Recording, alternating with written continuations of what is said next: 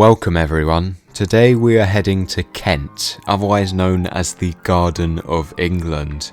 Tucked into the southeast corner of the country, Kent is one of Britain's most rewarding counties to explore.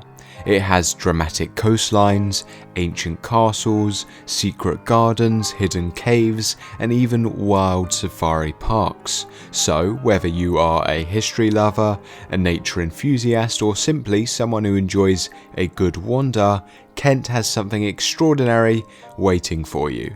So let's get right into it. Here are the 15 best places to visit in Kent, England.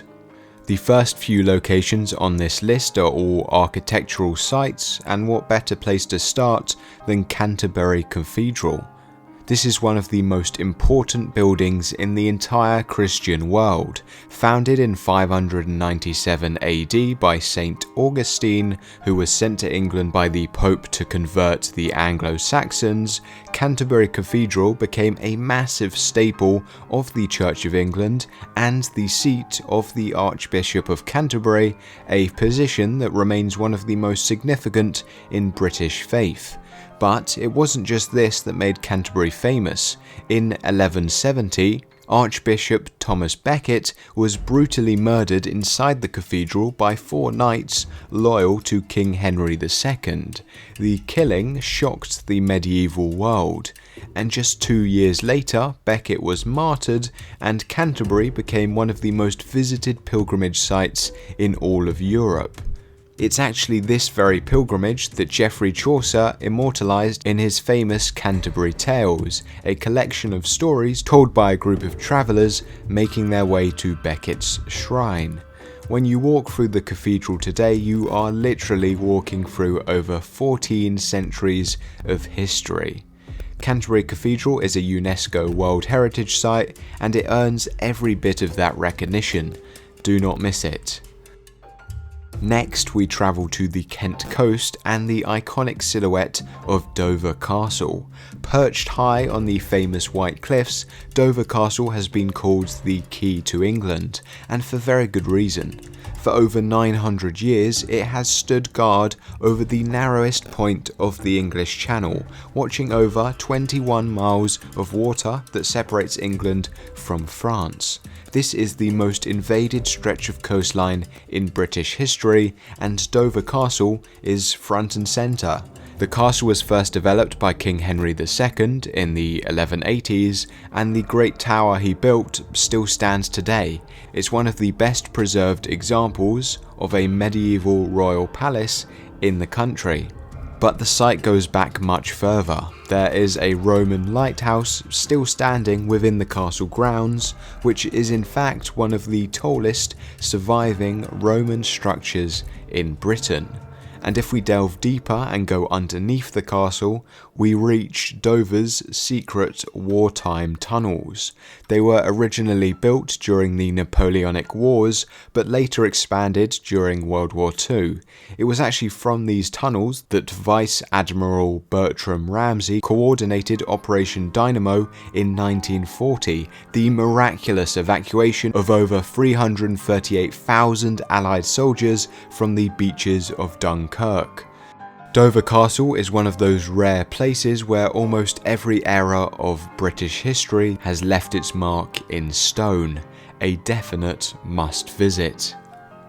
From great military fortresses, we move to something a little more intimate, Hever Castle. Set in the village of Hever in the Edenbridge area of Kent, this moated castle is most famous as the childhood home of Anne Boleyn, the second wife of King Henry VIII and the mother of Queen Elizabeth I.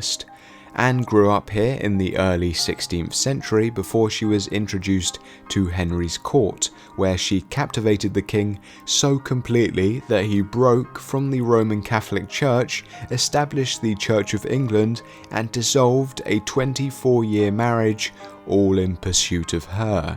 Anne's story ended tragically at the Tower of London in 1536, but Hever Castle remains. Inside you will find Tudor furniture, tapestries and an extraordinary collection of portraits, including several rare images of Anne herself. The castle passed to Henry after Anne's death, and he gave it to his fourth wife, Anne of Cleves, as part of their divorce settlement. But Hever is not only about Tudors. The grounds were transformed in the early 20th century by the American millionaire William Waldorf Astor, who spent lavishly on creating some of the most beautiful gardens in England. There is an Italian garden filled with classical statues, a rose garden, a water maze, a yew maze, and even a stunning lake. In summer, the combination of the castle and its gardens is absolutely brilliant. Hever Castle is history, romance, and natural beauty all in one place. Just a short drive from Hever, in the village of Lamberhurst, you will find Scotney Castle, one of the most picturesque scenes in the whole of England. The old castle at Scotney dates from the 14th century and was built as a fortified manor house beside a quiet moat. Over the centuries it was added to and altered, and by the Tudor period it was a comfortable country house rather than a fighting fortress. Today what remains of the old castle is very minimal, just a round tower, some crumbling walls and stone archways.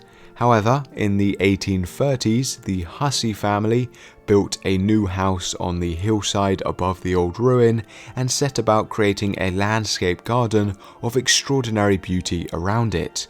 The garden was designed according to the principles of the picturesque movement, an 18th and 19th century aesthetic philosophy that celebrated wild, dramatic, atmospheric beauty over formal and ordered gardens.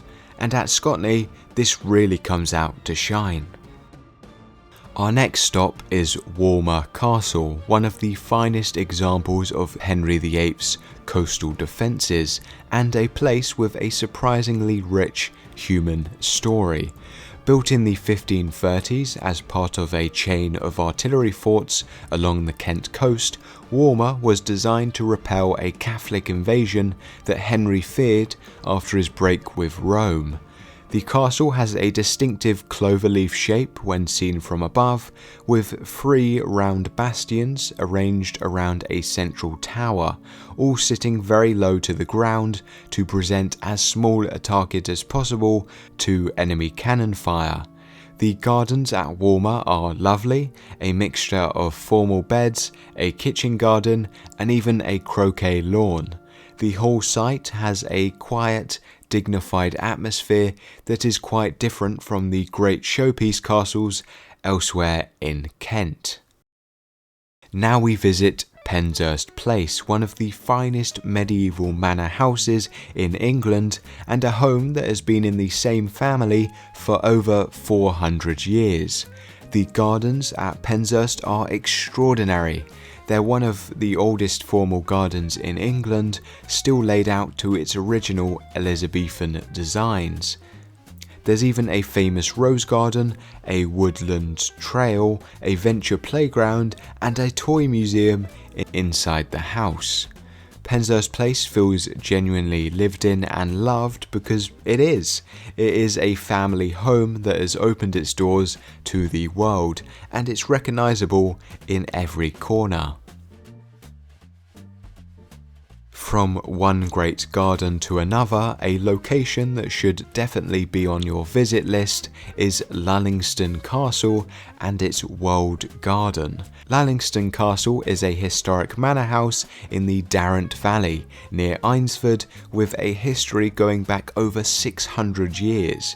The gatehouse alone is one of the finest early Tudor brick gatehouses in England, and the house has connections to some remarkable figures. But the real reason Lullingston has captured the imagination of a whole trove of visitors is the World Garden, a genuinely unique creation with a wild story behind it. Tom Hart Dyke, the son of the current owner, was taken hostage in the Colombian jungle in the year 2000 while on a plant hunting expedition. He spent 9 months as a captive. During that time, to keep his mind occupied and his spirits alive, he planned a garden in his head, a garden that would represent the entire plant life of the world, all arranged by continent and within the confines of his family home. And when he was finally released, he came home and built it. The World Garden at Lanningston is the result, a living, breathing map of global plant life that covers over 1/4 of an acre. Each section represents a different part of the world, and together they contain thousands of plant species, many of them quite rare. It's definitely worth a visit, even without the fascinating backstory behind it all. We now come to Sissinghurst. Located near Cranbrook in the heart of the Kentish Weald, Sissinghurst Castle Garden was created in the 1970s by a couple who bought an old Elizabethan manor house and transformed it into some stunning grounds. Sissinghurst is managed by the National Trust and draws visitors in from across the globe. It's advised to book ahead, especially in the summer, because it gets very busy, and quite rightly so. Now for something completely different. If you have children with you or simply love some wildlife, Port Lympne Safari Park is one of the finest conservation experiences in the whole of Britain. Located near Hythe on the Romley Marsh, Port Lympne is part of the Aspinall Foundation, a charity dedicated to the conservation and rewilding of endangered species. This is not simply a zoo, it's an active conservation program, and several species have been bred here and returned back to the wild, including western lowland gorillas, black rhinos, and African elephants. The landscape at Port Lympne is spectacular.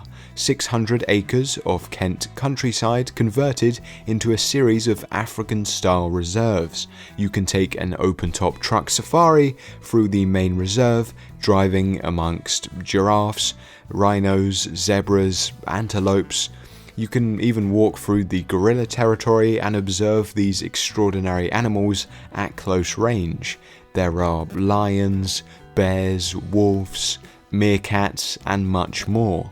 For the ultimate experience, Port Lympne offers overnight stays in a variety of unique lodges, some positioned right beside the animal enclosures, so you can fall asleep to the sound of lions and wake up to giraffes walking past your window. It is as close to an African safari as you will get without boarding a plane. Port Lympne is thrilling, educational, and deeply committed to the welfare of animals and the preservation of species. A brilliant day out. Our 10th destination is not a single place, but a vast and beautiful landscape, the Kent Downs. It's designated as a national landscape, which in England carries the same level of protection as a national park. Stretching from the Thames estuary in the north to the English Channel near Folkestone in the south, the Kent Downs covers over 17,000 hectares of chalk downland, ancient woodland, river valleys, and traditional orchards. This is the landscape that gave Kent its title, the Garden of England. Walking here, you quickly understand why. The chalk downs support a remarkable variety of wildflowers, orchids, cowslips, harebells, and rare species found almost nowhere else in Britain. In summer, the downland meadows hum with insects, and the skies are crossed by redkites, buzzards, and kestrels. Some of the most rewarding walking in the southeast is here. The North Downs Way National Trail runs along the crest of the Downs from Farnham in Surrey all the way down to Dover, with views that stretch for miles on a clear day. You can walk along the top of the White Cliffs between Dover and Folkestone and look out over the Channel to France. You can descend into the Darrant Valley or Stow Valley through woods carpeted in bluebells in spring. There are also ancient drove roads, Iron Age hill forts, and Norman churches hidden in valleys that time seems to have forgotten. The Kent Downs rewards slow travel. Take your time here and you won't regret it. Now we're going to the seaside because Kent's coastline is magnificent and Botany Bay is one of its finest stretches. Located just north of Broadstairs on the Thanet coast, Botany Bay is regularly voted one of the most beautiful beaches in England, and it's not hard to see why. At low tide, the chalk reef is exposed and rock pools appear between the stacks, teeming with crabs and small fish. The sand itself is fine and pale, the water clear, and the bay sheltered enough to be suitable for swimming. Broadstairs, the town situated by it, also has strong connections to Charles Dickens, who spent many summers here and wrote parts of several novels while staying in the town. There is a Dickens museum in Bleak House, and the town even holds an annual Dickens festival where visitors dress in Victorian costume for the week. Come to Botany Bay for the geology, the swimming, and all the rest. From one beloved coastal town to another, Whitstable. Whitstable is famous above all for its oysters, which have been harvested from these waters since Roman times and are celebrated every July at the annual Whitstable Oyster Festival. The high street is lined with independent fishmongers, seafood restaurants and galleries, and the harbour is one of the most atmospheric on the Kent coast, especially at sunset. At the heart of the town sits Whitstable Castle, which is something of a misnomer. It's not actually a medieval fortification, but a Regency-era gentleman's residence, built around 1790 in a romantic Gothic style. The castle and its surrounding gardens are now managed by the local community as a public space, and they form a lovely green oasis in the middle of a busy town. The castle itself hosts events, exhibitions, and a popular tea room. But it's the town itself that is the real draw at Whitstable. Walk alongside the beach past colourful beach huts, eat fresh oysters and dressed crab at one of the harbour restaurants, browse the independent shops along Harbour Street. Whitstable has an energy that is creative, unhurried, and genuinely charming. It is one of those places that people visit once and end up returning year after year. Now we step into the strange and wonderful, and few places in Kent are stranger or more wonderful than the Shell Grotto in Margate. Discovered in 1835 when a man digging in his garden broke through into a previously unknown chamber below, the Shell Grotto is a network of underground passages and domed rotunda, the walls of which are entirely covered in a mosaic of over 4.5 million shells. The shells are arranged in elaborate patterns, suns, moons, serpents, figures, and geometric designs that cover every inch of every surface from floor to ceiling. Nobody knows who built it. Nobody knows when. Nobody knows why. There is no definitive historical record that explains its existence.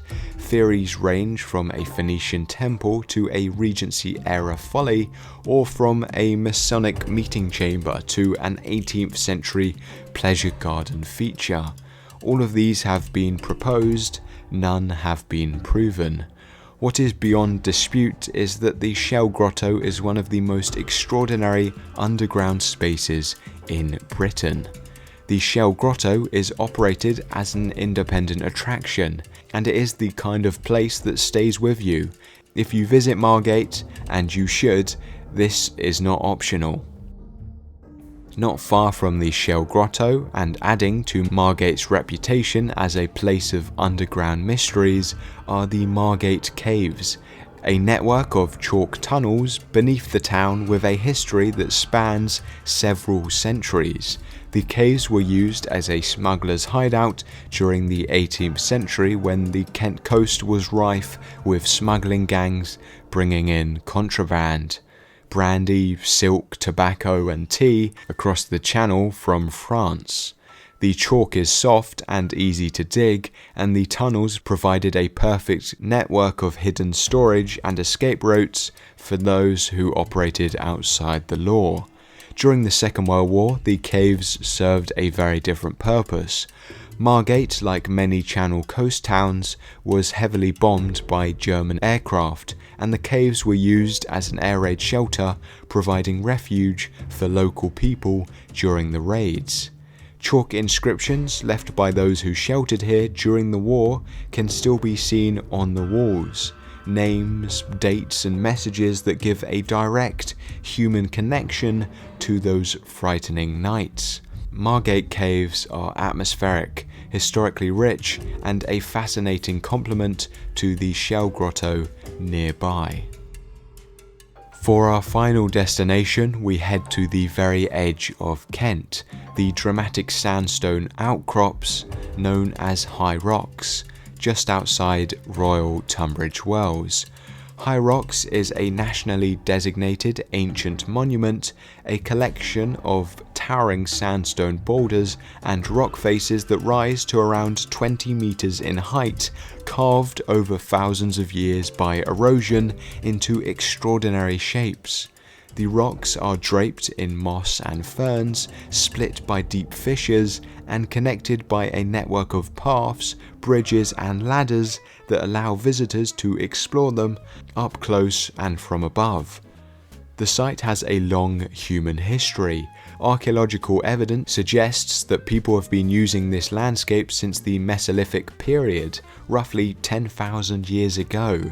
The natural fortifications provided by the rock formations made them an obvious place of shelter and refuge. In the Iron Age, the site may have been used as a hill fort.